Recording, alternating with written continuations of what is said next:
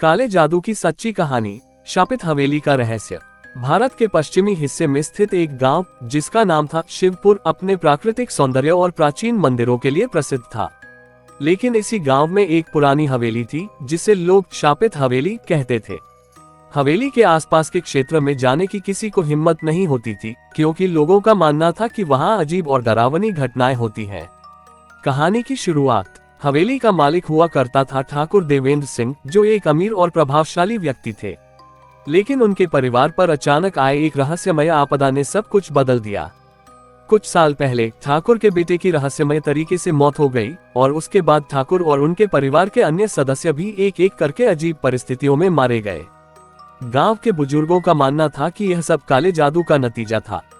गांव के लोगों ने हवेली को अभिशप्त मानकर छोड़ दिया। लेकिन एक युवा पत्रकार रचना, जिसने हाल ही में अपनी पढ़ाई पूरी की थी, इस घटना की सच्चाई जानने के लिए शिवपुर आए। रचना को काली शक्तियों पर विश्वास नहीं था और उसने तय किया कि वह इस घटना की तह तक जाएगी। हवेली का रहस्य, रचना ने गांव वालों से बात करनी शुरू की। उसने पाया कि हर कोई हवेली और वहां की घटनाओं के बारे में बात करने से डरता था। लेकिन एक बूढ़े व्यक्ति पंडित मोहनलाल ने उसे कुछ जानकारी दी। उन्होंने बताया, ठाकुर देवेंद्र सिंह की हवेली पर काले जादू का असर है। किसी ने उनके परिवार को नष्ट करने के लिए तंत्र मंत्र का सहारा लिया था। पंडित जी ने रचना को चेतावनी दी कि हवेली में जाना खतरनाक हो सकता है। लेकिन रचना ने ये चुनौती स्वीकार की। उसने अपने साथ अपने मित्र रोहित को भी इस रहस्यमय मामले की जांच में शामिल कर लिया। पहली रात हवेली में, रचना और रोहित ने एक रात हवेली में जाने का फैसला किया। जैसे ही वे हवेली के अंदर गए, उन्होंने एक अजीब सन्नाटा महसूस किया। हवेली की दीवारों पर अजीब चिन्ह बने हुए थे और जगह जगह राख और पुराने कपड़े पड़े थे। रात के समय उन्होंने वहां अजीब आवाजें सुनी। कभी किसी के चलने की आवाज आती तो कभी किसी के रोने की। रचना और रोहित ने महसूस किया कि वहां कुछ असामान्य जरूर है। अचानक रचना को एक पुरानी किताब मिली जो तंत्र मंत्र से संबंधित थी। तंत्र मंत्र का खेल। अगले दिन रचना ने उस किताब को गांव के पंडित जी को दिखाया। उन्होंने बताया, ये किताब काले जादू के अनुष्ठानों से जुड़ी है। इसे कोई साधारण व्यक्ति नहीं रखता। ये किताब बताती है कि ठाकुर देवेंद्र सिंह के परिवार पर किसी ने जानबूझकर यह जादू किया था। पंडित जी ने यह भी कहा कि हवेली के पास एक पुराना कुआं है जहां कई वर्षों से तांत्रिक अनुष्ठान किए जाते रहे हैं। रचना और रोहित ने उस कुएं की जांच करने का फैसला किया। कुएं का रहस्य, रचना और रोहित ने कुएं की जांच के दौरान वहां एक खोपड़ी, तांत्रिक चिन्ह और राख पाए।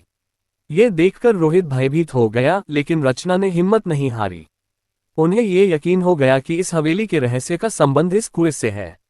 जब उन्होंने आसपास के ग्रामीणों से इसके बारे में पूछा तो एक महिला ने डरते हुए बताया कि ये सब ठाकुर साहब के भाई रणवीर सिंह का काम हो सकता है। रणवीर सिंह अपने भाई से जलते थे और संपत्ति पर कब्जा करना चाहते थे। उन्होंने काले जादू का सहारा लिया, लेकिन ये जादू उनके ही परिवार पर उल्टा पड़ गया। तांत्रिक का प्रवेश, रचना और रोहित ने यह भी पता लगाया कि रणवीर सिंह ने एक खतरनाक तांत्रिक नागेश्वर बाबा की मदद ली थी। नागेश्वर बाबा गांव से दूर एक जंगल में रहते थे। रचना और रोहित ने नागेश्वर बाबा से मिलने का फैसला किया। जब वे बाबा के पास पहुंचे तो उन्होंने पहले बात करने से इनकार कर दिया। लेकिन जब रचना ने सच्चाई जानने की जिद की तो बाबा ने कहा, मैंने जो किया वह मेरे लिए सिर्फ एक काम था, लेकिन जिसने ये सब करवाया उसने काली शक्तियों के साथ एक खतरनाक खेल खेला। बाबा ने कहा कि हवेली के अंदर एक विशेष स्थान पर एक अनुष्ठान किया गया था, जिसके कारण वहां नकारात्मक ऊर्जा का जमाव हो गया है। इसे खत्म करने के लिए एक विशेष पूजा करनी होगी। अंतिम अनुष्ठान, रचना और रोहित ने पंडित मोहनलाल और कुछ गांव वालों के साथ मिलकर हवेली में पूजा करने का फैसला किया। अनुष्ठान रात को किया गया क्योंकि तभी तांत्रिक शक्तियां कमजोर हो सकती थीं। पूजा के दौरान अजीब घटनाएं होने लगीं।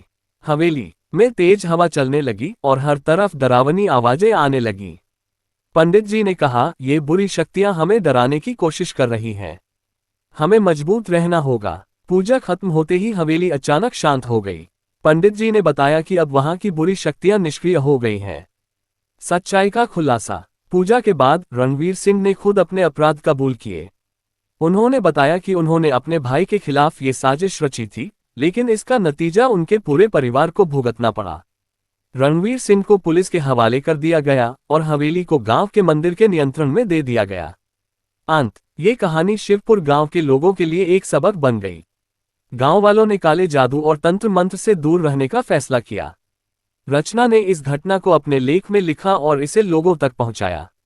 ये कहानी हमें ये सिखाती है कि नकारात्मक शक्तियां केवल नुकसान ही पहुंचाती हैं। जलन और स्वार्थ इंसान को अंधेरे में धकेल सकते हैं, लेकिन सच्चाई और अच्छाई हमेशा जीतती हैं।